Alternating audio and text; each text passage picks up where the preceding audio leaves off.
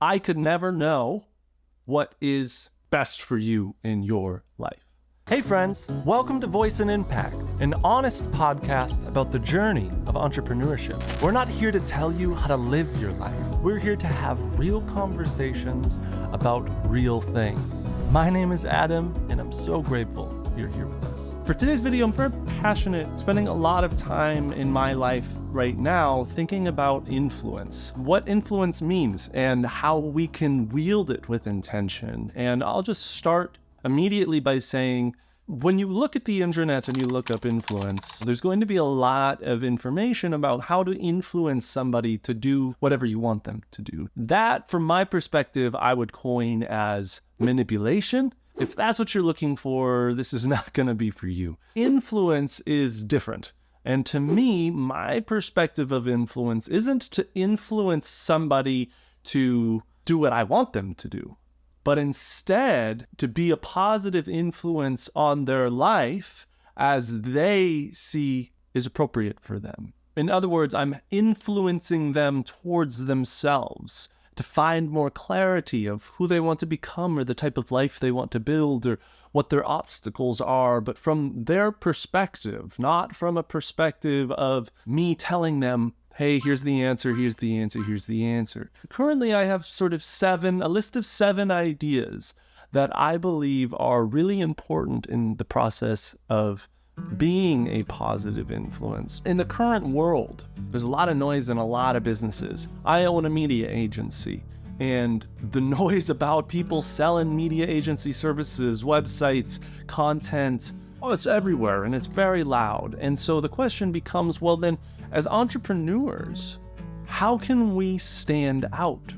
From my perspective, standing out requires building trust and being a positive presence or a positive influence in the lives of the people you serve, in the lives of your client. You know, when people hire Voice and Impact comes in and provides media services.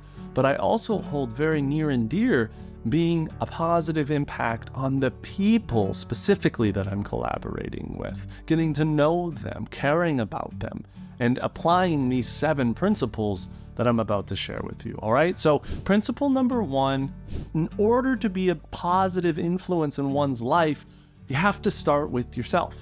You can never take somebody further than you've taken yourself. And so obviously what that would mean is to focus on yourself, do the work. From my perspective, there are really 3 character traits that I see being a positive benefit in a leader's space. One is a sense of humility.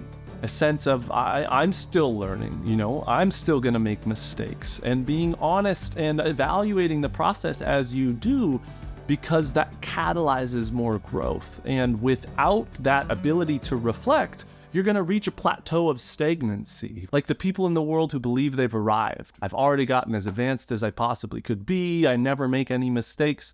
Those sorts of people are plateauing because they've lost what's necessary in order for the conscious process of growth to happen, because they don't believe any more growth is available to them, right? And boy, that's kind of a tragedy. And so humility also, from my perspective, creates more trust, right? Because when you're engaging in a relationship and there's that energy of I'm better than you, man, if I was this person, I'd want to leave as fast as I can, because to me, the most empowered collaborations are the collaborations where we're on the same playing field, because in truth, we are. The second character trait that I think is important in that number 1, starting with yourself, is a sense of service to your community, to the people you care about, to your friends, to your family, or to the world, or whatever it means to you. I'm not trying to prescribe what service means to you, but I am trying to probe the question, how are you inspired to contribute? Because it's only you who can answer that question. And when we find the answer to that question, the ability to be of bigger influence to the world or to the people around you is more available. Because I think everybody wants to find the clarity of how they want to contribute to the world. And it's only the people who have that clarity that can help the other people figure that out. Does that make sense? And then third would be a sense of nobility. Now, I'm not talking about nobility of the kings and the queens. I'm talking about nobility, which is a sense of reverence from my perspective, to have good for everyone. I want what's best for you, just as a fundamental belief. I can't prescribe to you what's best for you. I'm not going to tell you what's best for you, but there is something that you are intrinsically motivated to have that feels what's best for you. And I'm serious when I say I want that for you too. And so if you combine those three traits that I feel like we're carving as we do the work, as we're letting go of the traumas and processing the traumas that we've inherited, as we're finding clarity of the type of service we want to have in the world, allowing a sense of opening and permission to the people around us as they discover what is best for them. So we got to start with ourselves, right? That's number one in the process of being a positive influence. And then number two was kind of something we just mentioned, which is I could never know what is best for you in your life. I could never know. Now, I guess in some ways I can, right? Like, silly example would be, let's say I'm talking to somebody or hanging out with somebody where they drink a lot of Mountain Dew. And for the sake of just making the point, let's say they drink 2 gallons of Mountain Dew a day. Obviously, that's a lot of Mountain Dew. And so it's easy for one to come to the conclusion of, hey, maybe that habit is causing harm and not of benefit to that person, right? Like, that is an objective truth.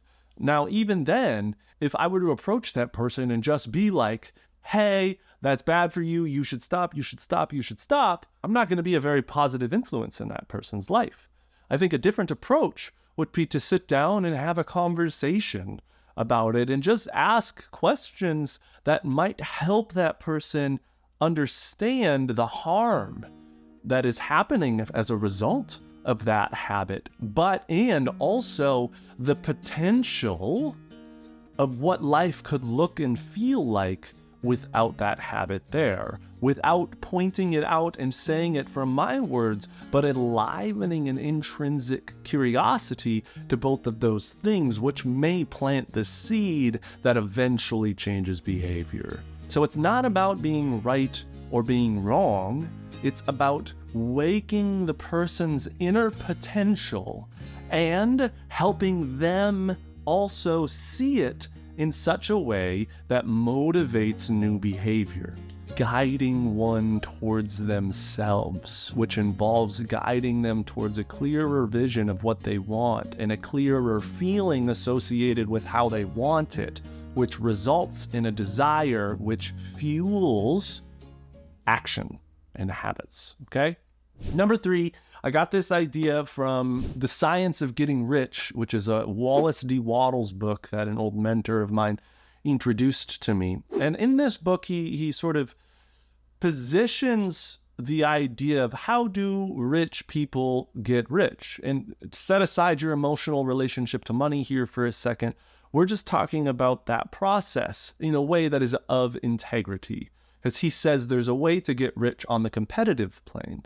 And on the competitive plane, one throws their ladder down beneath them as they climb to get rich. Some of that is happening in our world. But then there's a way to get rich on the creative plane. And on the creative plane, you keep the ladders and you throw your hand down to invite all of those who are around you to also journey on the path to riches, because there's enough for everyone. One of the key components within that book is a character of leaving what he calls the impression of increase. Now, to say that in a more simple way, when you leave somebody's attention, they feel inwardly that they are better off now than they were at the beginning of the conversation. You lifted their mood. You made them feel tuned into a sense of potential. You made them feel understood. Whatever it is, they feel an inward benefit that is in direct response of your presence. The Science of Getting Rich is part of actually a trilogy. The first one is The Science of Getting Rich. The second one is The Science of Being Well. And the third one is The Science of Being Great All three, very accessible language, and I think very well written and interesting ideas, okay? And number 4 of influence, again, we're helping people guide them towards themselves, discover themselves, find clarity on who they are, what they want. In that process, from my perspective, it's less about talking and more about listening. So number 4 is ask great questions, provide space, and care. So you're asking great questions that are helping the people in front of you reflect. You're providing space and safety so that they can intimately reflect and discover their ideas, because safety is a huge part of that process. And then 3, you're caring. You're being a beneficial presence, you're paying attention, you're extending yourself to them from a sense of, I care about you, which makes all the difference. Like, in a very simple way, like, have you ever had a meal that's made of the same ingredients from like somebody who worked all day to make it, and it was like, it had that homey love to it, whereas you go and got the meal at a restaurant, it just didn't quite have the same experience. And so it's the same concept, only applied to the process of a conversation. Somebody I listen to closely is Dr. Jordan Peterson. I listened to one of his podcasts recently, or it could have been a reel or something, and he was talking about how if people just had other people in their life that would sincerely and genuinely listen to them, they would discover and figure out a lot of their own problems.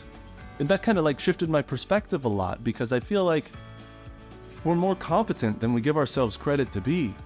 If only we had someone to listen to figure out our own problems, but we would be the ones figuring out the problems. The space would just be the container that gave us permission to.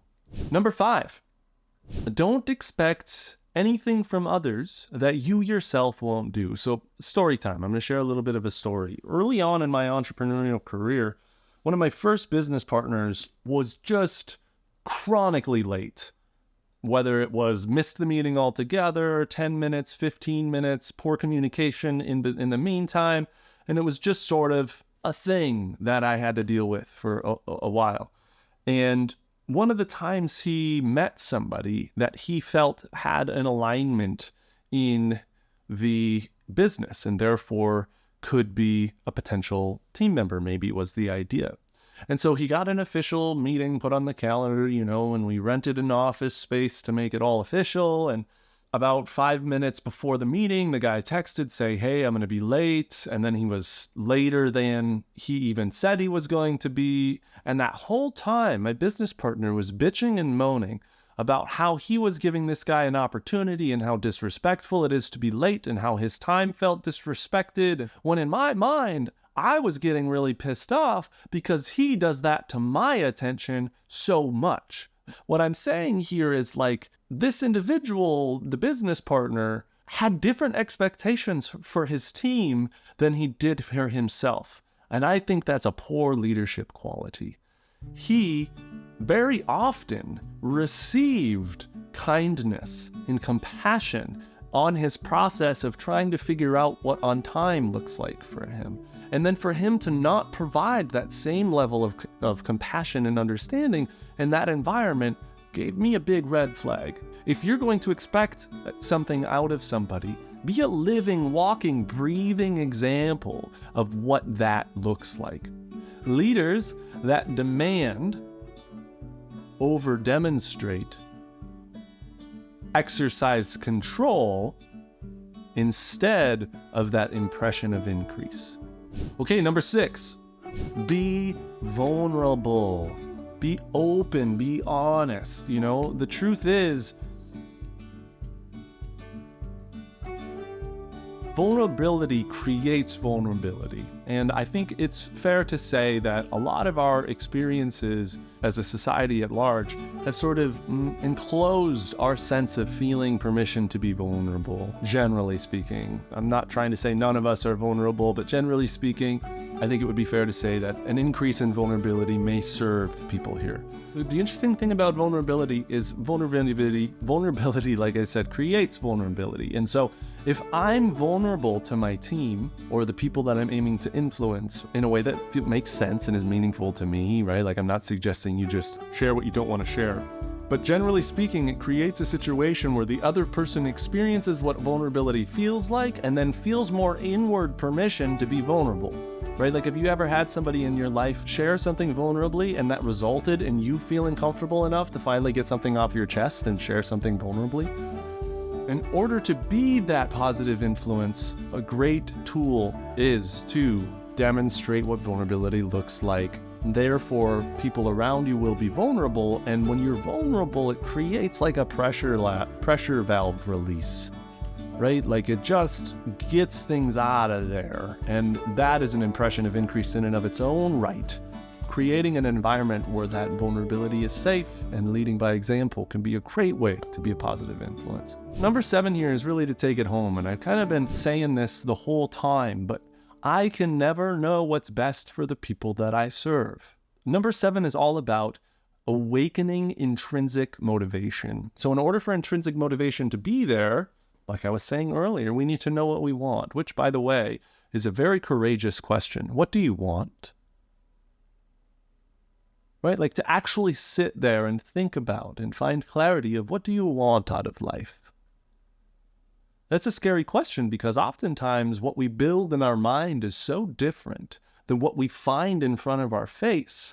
We're scared to ask it because then we have to face reality. I don't mean that in a scary way or in a dramatic way, but it's true. So awakening intrinsic motivation is essentially what's necessary in order for us to face reality and build toward that clearer vision of what I want. We're helping that person see what's possible, tune into their sense of desire, and that sense of desire creates that inward motivation as opposed to external motivation, right? Going to law school because that's what your dad wanted you to do. That's an example of external motivation. Whereas awakening intrinsic motivation, just to contrast and for the same example, might be something more like believing that law right now is the only place where I can make a difference in impacting the ways that women who are experiencing divorce are honored and represented and given a fair fight or a fair shot or whatever it may be. That's an inward feeling of this is where I feel inspired. And oftentimes when we're coming from a place of internal, intrinsic motivation, we create more lasting results. We have a stronger threshold of durability, and that's really, really important. And so awakening intrinsic motivations within the people in which you serve benefits their life in very great ways. So then how does all of this relate to business, right? Because necessarily all 7 of those are just kind of like human traits, human being ideas, not necessarily just entrepreneurial ideas. But again, when I was speaking earlier, I mentioned the idea that the marketplace is really saturated. And again, to use my example as a media space, everybody's wanting to sell everything. Like, come get Alex Hormozy captions and here's AI-powered websites and, fucking blah. Everybody wants it. And what I've noticed is actually in the media space, from a consumer's perspective, the people writing the checks and hiring media agencies, there's a lot of abuse of trust. There's a lot of malice. There's a lot of failed agreements. When people hear media agency, they kind of get tight and get tense, right? And so for me, in a noisy and busy transactional world, the way that I found my way to stand out in the marketplace is this trustworthy character, these abilities to use these 7 influence factors very intentionally with the people that I'm serving within the sales process, within the agreement process, within the fulfillment process. Genuinely caring about people is an excellent way to stand out because right now we're all fighting. It's this side and this side, and this side's right, but this side's right, and we're pointing fingers at each other. And so for there to be a presence of care and for people to feel understood and valued, I think just people are more comfortable getting out their pocketbooks and hiring.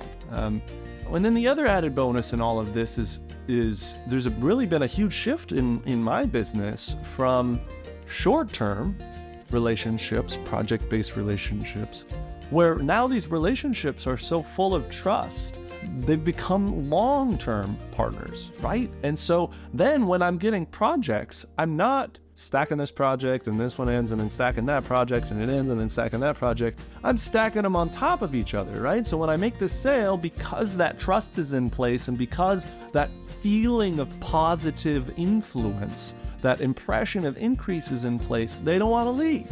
So then it stacks and stacks and stacks and stacks and stacks and stacks, and then the engine is churning in a different way than would be with just the one-off components. Now, part of that is finding clarity on the type of clients, but also part of that is navigating that relationship in such a way where staying makes sense. It's just the right thing to do.